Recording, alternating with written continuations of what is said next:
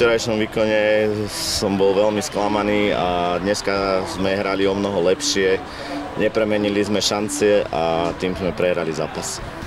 Tak ľahšie sa hodnotí zápas, ktorý sme vyhrali teda, ale musím povedať, že aj tak som nespokojný s tou predvedenou hrou a s nasadením, takže poviem to tak, že moc spokojný som není. Čaká nás teraz sobotu veľmi ťažký zápas a musíme zase tento týždeň sa od týchto výsledkov odraziť, ale minimálne o jeden stupienok to všetko zlepšiť.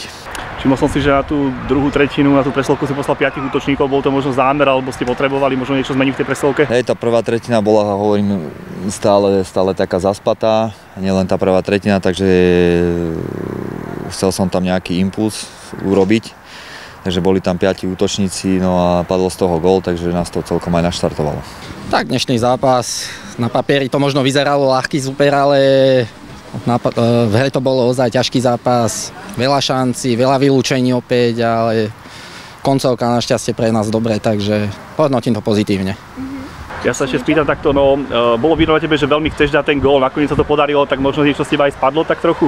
Áno, tak prišiel som sem s tým, že sa odo mňa očakávajú tie góly a taká hra není úplne že zlá, ale predsa išiel som s vizitkou strelca a tak som rád, že mi to tam padlo a áno. Padla zo mňa trošku taká tá ťarcha a verím, že v ďalšom zápase to bude zase jednoduchšie trošku. Ja som sa možno opýtala na to, že teraz je taká situácia, že nemáme dovolené hrať na tom domácom ihrisku, ale tí fanúškovia aj tak prídu za vami, aj keď sa nehrá doma, vytvoria túto domácu atmosféru, cítite to aj vy na tom ihrisku? Tak to je úžasné, ja som toto v podstate nepoznal, pre mňa to bolo niečo nové a fakt si to užívam, lebo tí ľudia tým ozaj žijú a klobúk dole, že si nájdu vždy ten čas a prídu nás takto povzbudiť. Nesmiernu energiu to dodáva celému tímu a fakt je to úžasný pocit. Ja sa ešte možno spýtam, 6-bodový víkend, ja viem, že to možno vyzerá, ako ty hovoríš na papieri, ako povinnosť, ale predsa včera veľmi ťažký súper, dneska začalo pršať, takže zase komplikácia. Ako cenné sú tých 6 bodov?